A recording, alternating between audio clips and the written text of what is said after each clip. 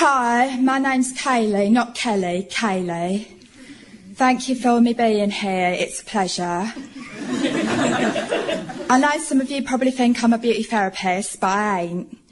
Just because someone is wearing a white uniform and shoes does not mean they're a beauty therapist. I did start training to be a beauty therapist, but you ain't allowed to wear no jewellery. So I'm a care assistant. You do not need a pen because I'm just here to give you a talk to you. Rob said that you would like to hear about what I do because some of you would like to be care assistants and some of you what wouldn't like to be care assistants might be anyway. First of all, number one, college.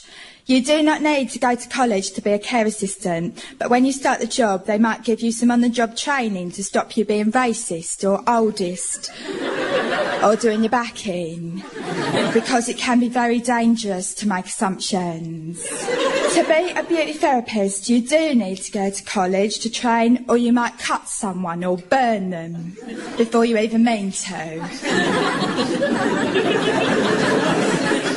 To go to college, you must be committed to go to college. A lot of my patients are committed to hospital, but that does not mean that they want to be there. To go to college, you must want to be there. I did not want to be there, so I didn't go in. And then when I did go in, I weren't supposed to be there. So, I am a care assistant. Being a care assistant is, as you would think, about caring for people. Well, that's what it always says in the training, but really it's more about feeding people and taking them to the toilet and cleaning them up. And sometimes watching them if they're a danger to themselves or me.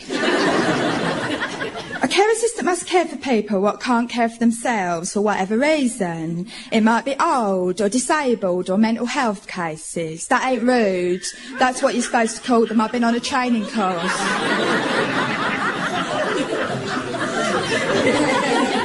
So, for example, if you was in hospital or clinic, or say if you was anorexic, what's your name? Crystal. I wouldn't need to ask that because it'd be on your notes.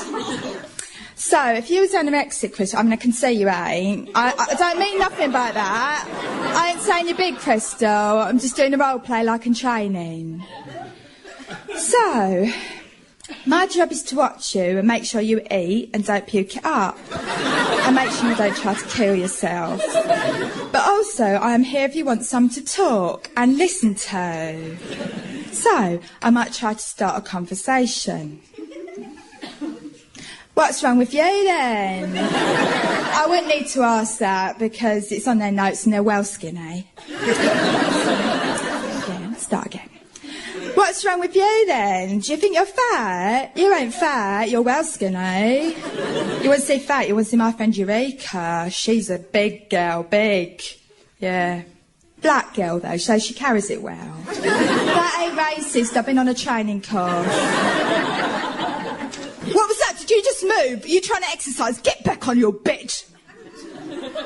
So just have a chat with them like that.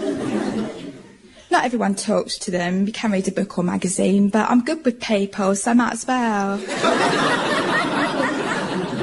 Most of them don't want to talk, to be honest. You feel like you're wasting your breath. A lot of them don't want to be watched, and some of the shifts are really long, like on 24-hour suicide watch and whatever. And you're bored and they're bored and they'll go, why don't you go shopping? I won't tell no one. But you've got to be careful with that, to be honest.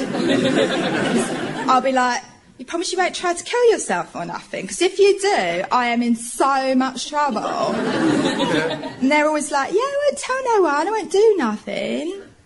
So, I hope that has been helpful.